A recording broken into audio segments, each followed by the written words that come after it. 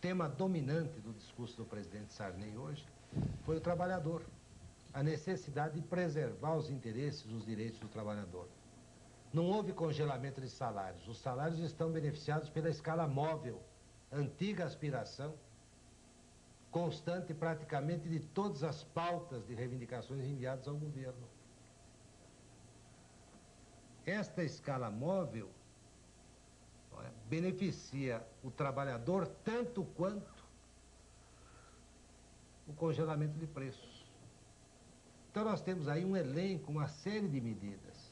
Os preços estão congelados, os salários estão valorizados e serão protegidos contra uma eventual inflação residual através da escala móvel. A tabela de conversão é perfeita. E eu pediria aos trabalhadores que me conhecem e com os quais eu convivi tantos anos, e para os quais eu dei um novo alento à frente do Ministério do Trabalho, abrindo um enorme espaço para as negociações coletivas, assimilando o direito de greve, a realização de greves, procurando modernizar a legislação trabalhista, pediria a eles que examinem com cuidado, criteriosamente, o que está ocorrendo e verifiquem que todas as medidas adotadas neste decreto têm em conta, em primeiro lugar, os interesses daquela que foi, durante tantos anos, a abandonada classe trabalhadora brasileira. Ministro, vamos voltar ao Rio com o Jomir Bettig. Nova disciplina de salários, congelamento dos preços, a operação com a nova moeda cruzado, são os assuntos que estão prevalecendo aqui na filtragem do telefone. E também na preocupação manifestada pelo povo nas ruas, conforme passaremos agora depois do nosso intervalo.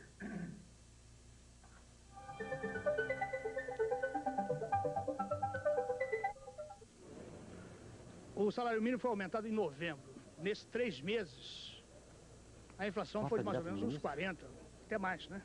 40%. E agora o salário foi aumentado de apenas 30% e congelado. Quer dizer, os trabalhadores perderam no mínimo 10%. Né? Como é que fica isso? Como é que fica isso? É uma expressão deliciosamente brasileira. Fica assim. Os salários não foram congelados. Congelados foram os preços. Os salários se beneficiam de uma escala móvel.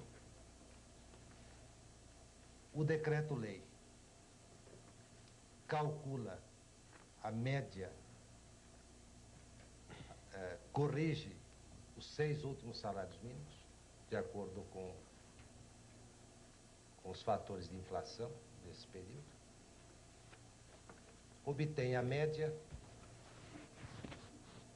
e sobre essa média transformada em cruzados, concede um abono da ordem de 15%.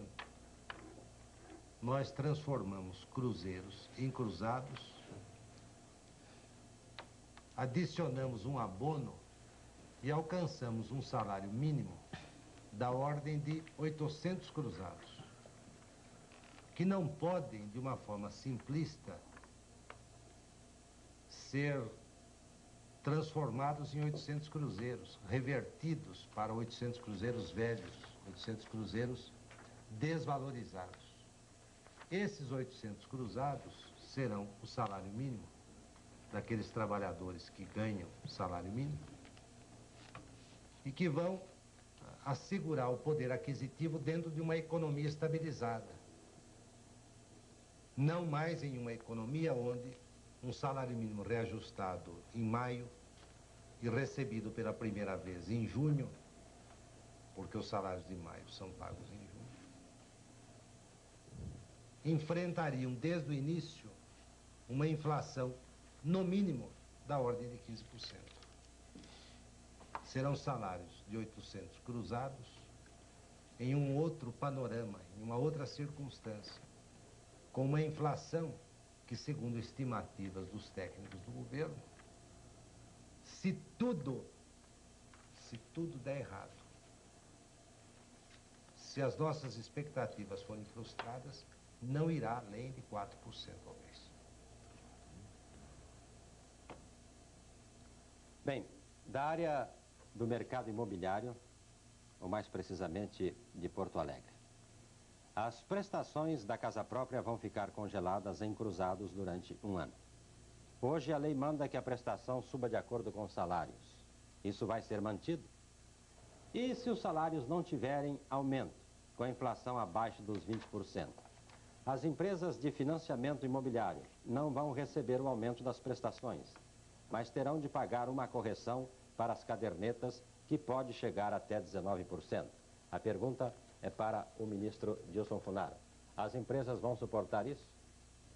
Jomir, nós temos que ir desmontando as relações antigas.